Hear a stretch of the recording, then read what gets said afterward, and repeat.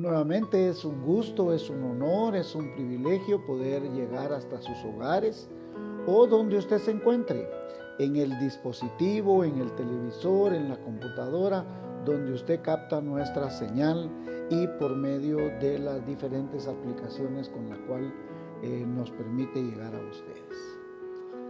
Les amamos en el nombre de nuestro Señor Jesucristo y queremos contarles que tenemos varios grupos de oración que están orando por usted, por su vida, por su familia, por su hogar.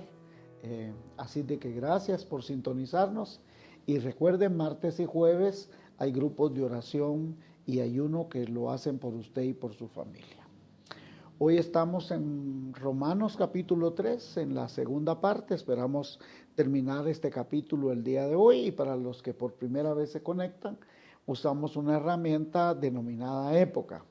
Un ejemplo a seguir, una promesa a reclamar, un mandamiento a obedecer, un pecado a confesar y un cambio de actitud. Esta herramienta nos sirve para hacer un estudio exegético de cada versículo de la Biblia. Algunas veces tomamos una porción más larga según sea el contenido que traiga el capítulo. Quizás como resumen podemos decir que venimos diciendo que Pablo toma la enseñanza de Jesús acerca del publicano y del fariseo, y todo el capítulo 1 es el publicano que desea encontrar la salvación, y el capítulo 2 es el fariseo que cree que él tiene una condición moralista en la cual le da el privilegio de señalar al que está en pecado. Por otro lado, el capítulo 3 inicia mostrando a un judío y a un gentil. Por un lado, al judío que se cree con el derecho de tener la salvación, y dijimos que los teólogos afirmaban que la enseñanza que tenían los rabinos en aquel entonces era que Abraham estaba a las puertas del infierno y que ellos tenían el derecho a no ir al infierno, y que cuando un judío circuncidado llegaba al infierno, Abraham estaba en la puerta para decirle: momento, vos no sos de aquí, regresate. Y por otro lado, los judíos creían que toda la ley, todas esas leyes, que tanto las que Dios había establecido en Éxodo, en Números, en Levítico, eran mandamientos que Dios había establecido, pero que el gentil tenía que cumplir. Ellos estaban exentos de muchas de esas. Entonces, todas estas autoridades religiosas, fariseos, escribas, saduceos, habían creado un sinnúmero de leyes que según ellos debían de cumplirse. Y tenían leyes muy extremosas, tales como el que desde el día viernes por la tarde, ellos tenían que quitarle, por ejemplo, llave a todas las puertas, porque quitarle llave a una puerta el día sábado era trabajo. Entonces ya eso era un pecado.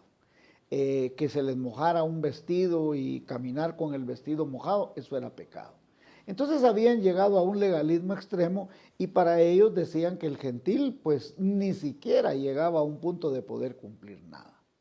Entonces ahora llegamos a la segunda parte de Romanos capítulo 3, donde Pablo lo que va a demostrar es que ni gentiles, ni judíos, ni fariseos, ni saduceos, ni herodianos, ni ninguno tenemos el derecho de la salvación, porque todos somos pecadores.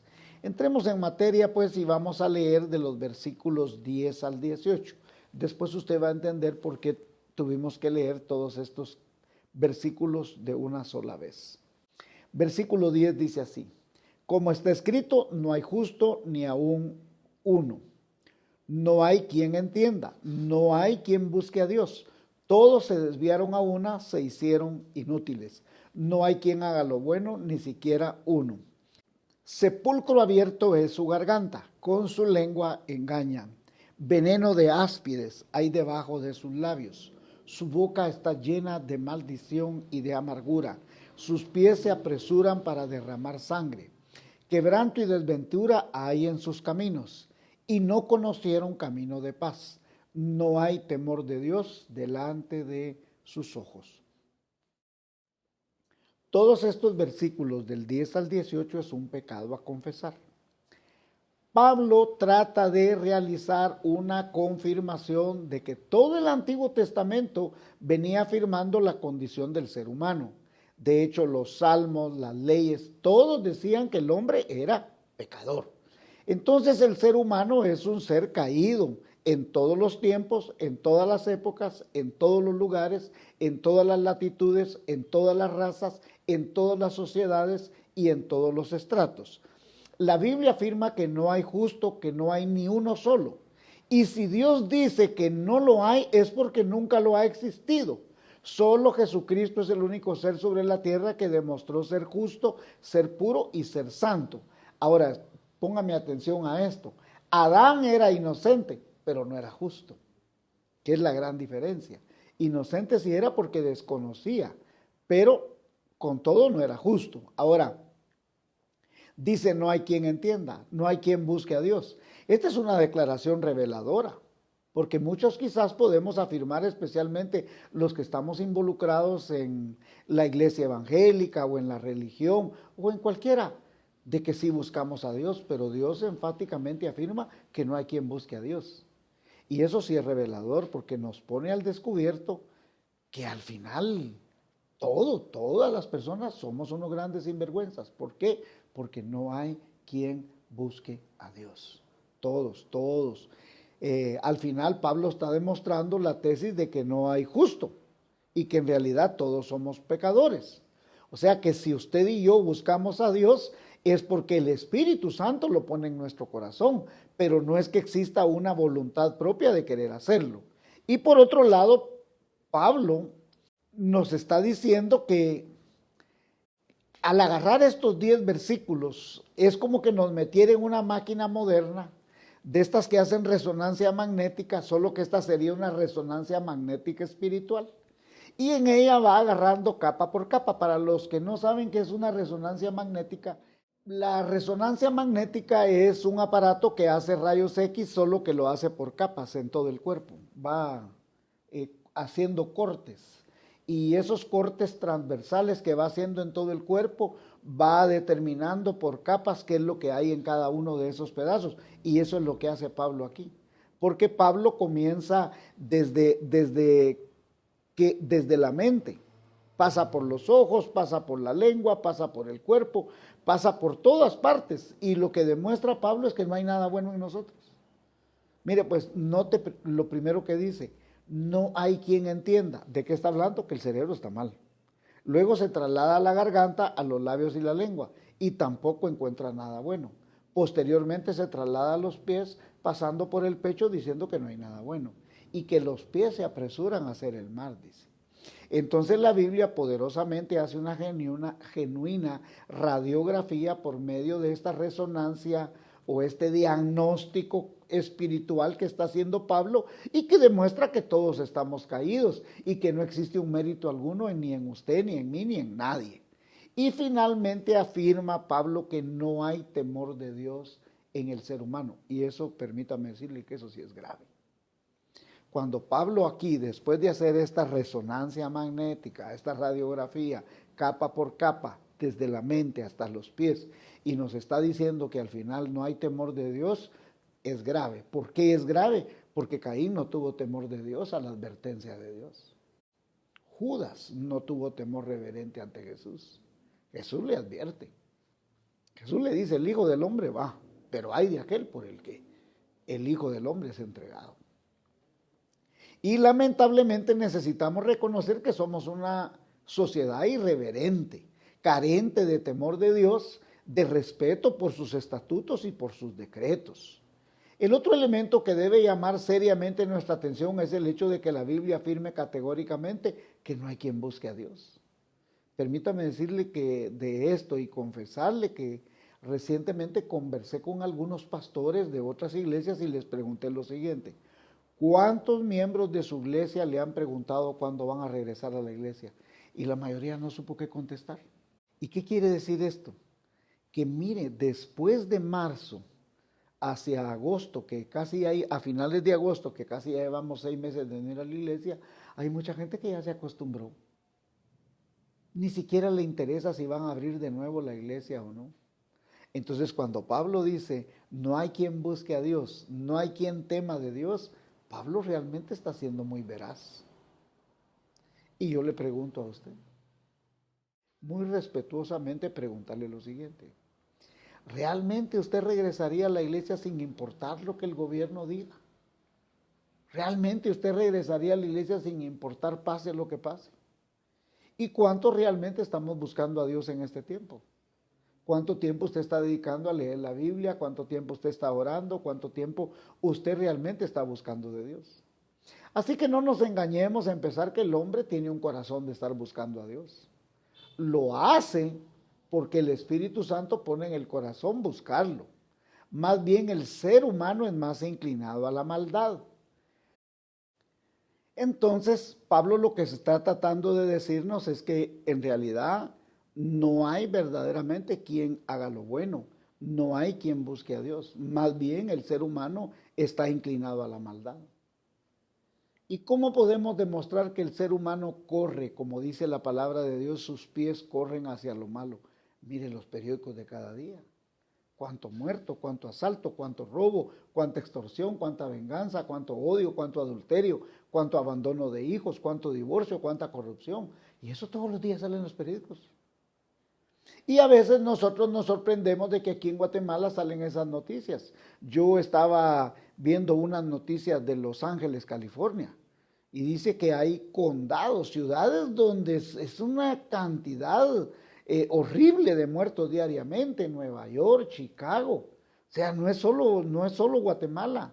Es cuando usted ve las noticias de Brasil, de Honduras, de otros países, es exactamente lo mismo. Porque el hombre apresura sus pies a hacer lo malo. 19. Pero sabemos que todo lo que la ley dice, lo dice a los que están bajo la ley, para que toda boca se cierre y todo el mundo quede bajo el juicio de Dios. Este es un pecado a confesar. Anteriormente, Pablo está demostrando que nadie es bueno, que nadie busca a Dios, y confirma a través de los salmos que el ser humano está impregnado su corazón de maldad, que esa maldad está a flor de piel y que no hay justo uno solo. Entonces, si no hay un solo justo, quiere decir que nadie ha podido cumplir la ley y que nadie no solo ha podido cumplir la ley, sino que nadie se puede salvar por la ley. Por el contrario, la ley ha demostrado que el no poder cumplir la ley somos pecadores. Y deberíamos quedarnos callados, dice, guarde silencio, dice. Porque en buen chapín se diría que todos tenemos la cola machucada. Y si todos somos injustos y nadie ha podido cumplir la ley, quiere decir que todos estamos bajo el justo juicio de Dios. No hay quien pueda argumentar justicia propia. No hay nadie que pueda presentarse como puro y santo delante de Dios por iniciativa propia. Entonces, irremediablemente, debemos guardar silencio. ¿Y qué dice Pablo? Cierre su boca. Versículo 20. Ya que por las obras de la ley ningún ser humano será justificado delante de él, porque por medio de la ley es el conocimiento del pecado. Ojo a esto. Por la ley conocemos que somos pecadores. Si no hubiera una ley que dijera que una cosa es pecado, no seríamos pecadores. Pero por la ley, dice Pablo, entendemos ser pecadores. Entonces aquí hay un pecado a confesar. ¿Por qué? Porque la ley demostró que éramos pecadores, pero la ley no puede hacer nada más. No puede librarnos del juicio de Dios. Solo pone al descubierto que somos infractores de la ley. Por ejemplo, si la ley de tránsito dice que pasar un semáforo en rojo es un delito y yo lo hago, esa ley pone de manifiesto que yo la infringí, pero no me justifica, no me perdona. Otro ejemplo es cuando Adán y Eva infringieron la orden de Dios de no comer del árbol del bien y el mal. Al verse descubiertos de su acción, desobedecieron y trataron de cubrirse con hojas de higo. Pero eso no les alcanzó para como esfuerzo humano, como obra humana, como cumplimiento de una ley propia para cubrir su desgracia y su desobediencia. ¿Y qué tuvo que hacer Dios? Dios tuvo que sacrificar un cordero y el precio de esa sangre cubrió el pecado y la piel de ese cordero cubrió la desnudez de ellos. Así quedó demostrado que la ley no salva ni las obras humanas salvan, solo el sacrificio de sangre del Cordero Pascual. Solo de esa manera quedó satisfecha la justicia de Dios por medio de un sacrificio. Por eso la Biblia dice, sin derramamiento de sangre no hay remisión o perdón de pecados. Así que Dios exige un sacrificio de sangre por causa del pecado. Ahora, para el versículo 21, algunas Biblias traen un título que dice la justicia es por medio de la fe. 21. Pero ahora, aparte de la ley, se ha manifestado la justicia de Dios testificada por la ley y por los profetas. Aquí hay una promesa a reclamar. Pablo ahora va a cambiar el tono, de un tono acusador va a pasar a un tono reconciliador. Y Pablo cambia el tono ahora porque dice que después de venir diciendo lo peor de nosotros, que merecemos el justo juicio de Dios, su retórica cambia para decirnos que Dios ha prometido desde siempre de una manera de justificar al hombre y su pecado, y eso lo ha dicho siempre a través de los profetas. Dice, pero ahora, aparte de la ley, se ha manifestado la justicia de Dios. O sea, Dios ha hecho un acto de justicia y que testificada por la ley y por los profetas. Los profetas lo han dicho siempre, la ley era una figura que nos llevaba a la justicia anunciada por los profetas.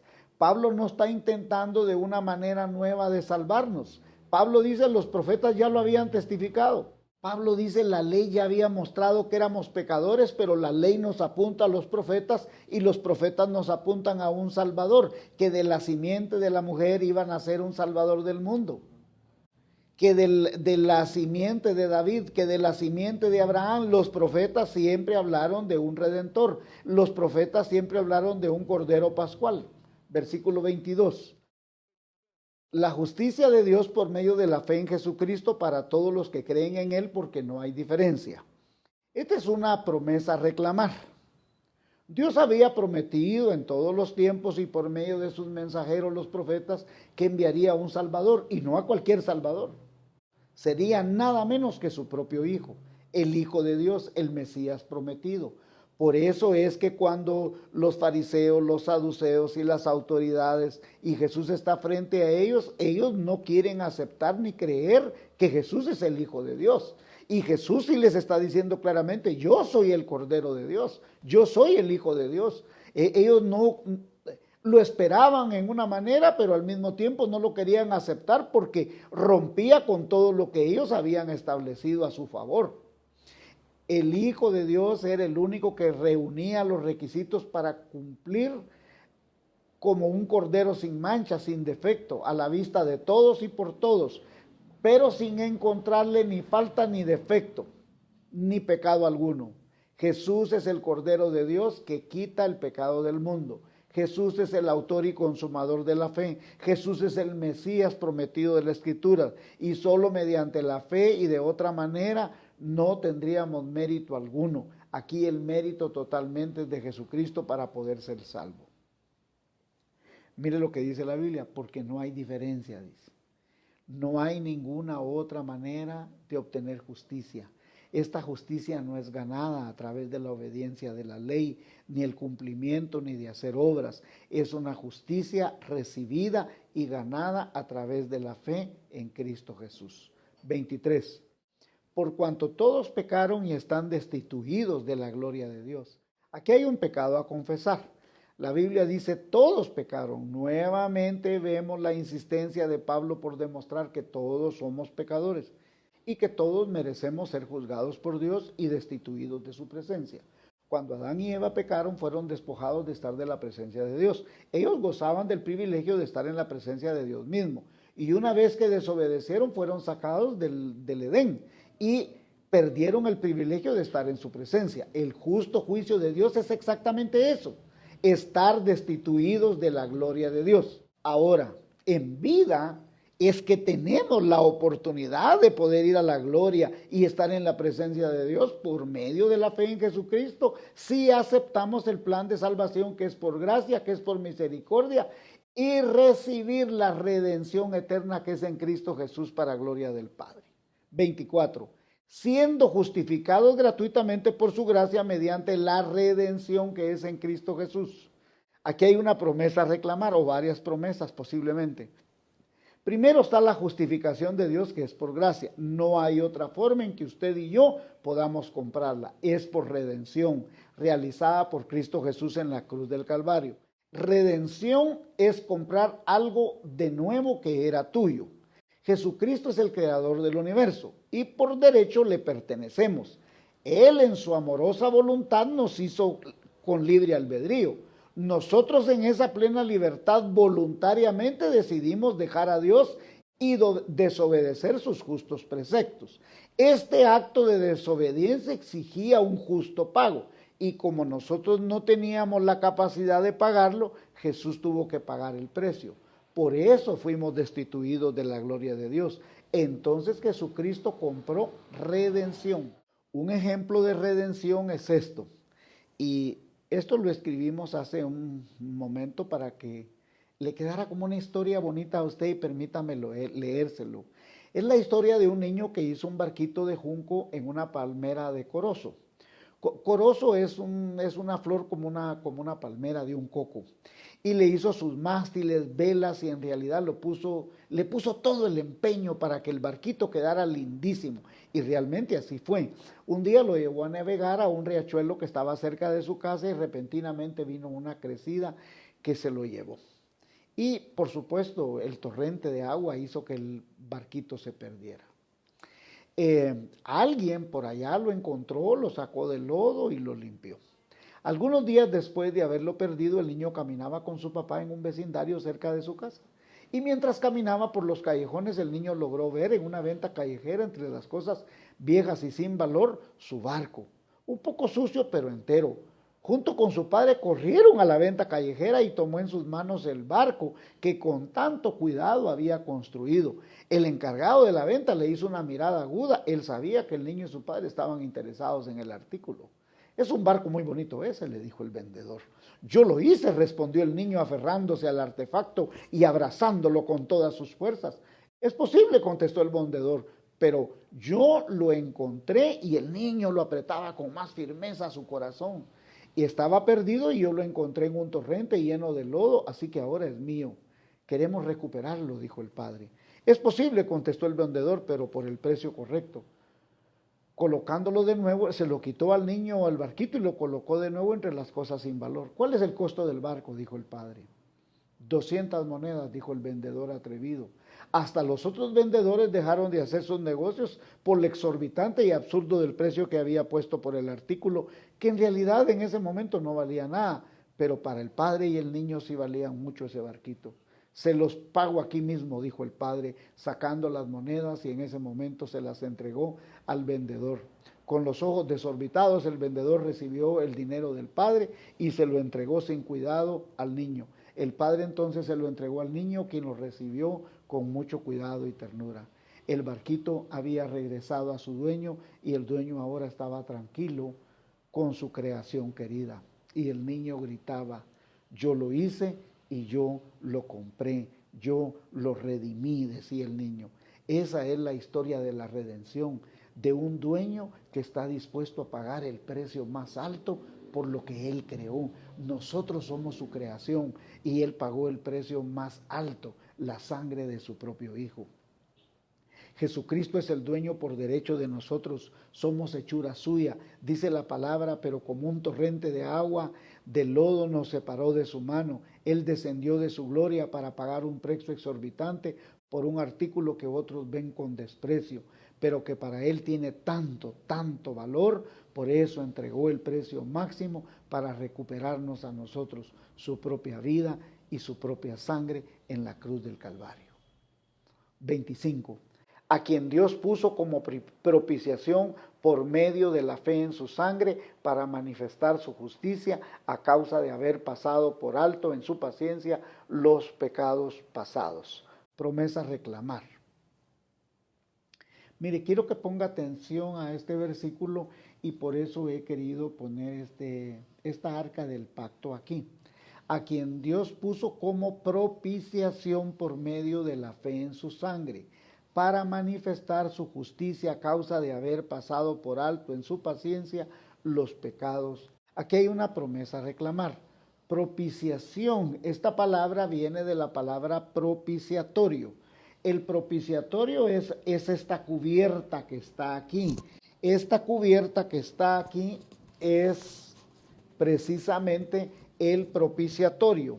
Y el propiciatorio era la tapadera del arca del pacto. Adentro del arca del pacto estaba la vara de Aarón, estaba una palanganita que tenía el maná y estaban los 10 mandamientos. La vara de Aarón representaba que el hombre no había querido obedecer la soberanía de Dios, la autoridad de Dios. Recuerde que Israel se rebeló en el desierto. Y la vara de Aarón fue la que floreció, pues esa vara era la que estaba allí. También los 10 mandamientos que ni usted ni yo representan la ley que nadie ha podido cumplir. Y el maná, que representa que a pesar de que Dios nos alimenta, nosotros somos muy mal agradecidos. Y el maná es el pan de vida que descendió del cielo. Es Jesús mismo que descendió del cielo. Entonces, el sacerdote venía y colocaba la sangre aquí, la sangre del cordero. Esa sangre tapaba el pecado una vez al año, tapaba y volvía a hacer el sacrificio una vez al año. Entonces esos corderos tapaban, pero Jesucristo es el Cordero de Dios que quita el pecado, no hay más pecado.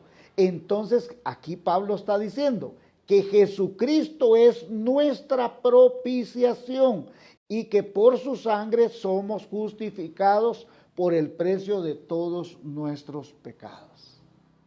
26. Y con eso más, la Biblia dice que Jesucristo se presentó en un tabernáculo no hecho de manos.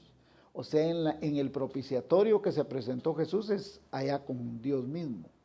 Allá presentó su sangre. 26. Con la mira de manifestar en este tiempo su justicia, a fin de que Él sea el justo y el que justifica el que es de la fe en Jesús. Esta es una promesa a reclamar.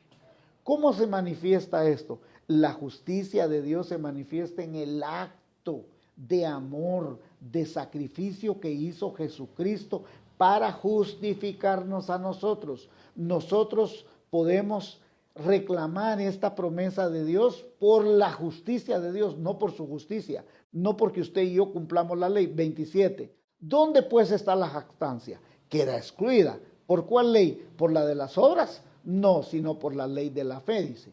O sea que ni por cumplir la ley, ni por cumplir las obras, nosotros podemos ser justificados. ¿Dónde está la jactancia? No puede estar ni en el cumplimiento de la ley, ni puede estar en el cumplimiento de las obras. Únicamente la jactancia puede estar en la fe, en la obra redentora de Jesucristo, en la propiciación de la sangre de Jesucristo. ¿Y qué debe haber aquí? Un cambio de actitud. Queda demostrado que nadie puede jactarse ni de la ley, ni de las obras, ni justificarse. ¿Por qué? Porque solo la sangre de Jesucristo nos limpia de todo pecado. 28. Concluimos pues que el hombre es justificado por la fe sin las obras de la ley. Esta es una promesa a reclamar. No hay mejor forma de decirlo. Mire, concluimos, dice Pablo, que el hombre es justificado por la fe sin las obras de la ley. Nada que agregar ahí, hermanos. 29. ¿Es Dios solamente Dios de los judíos?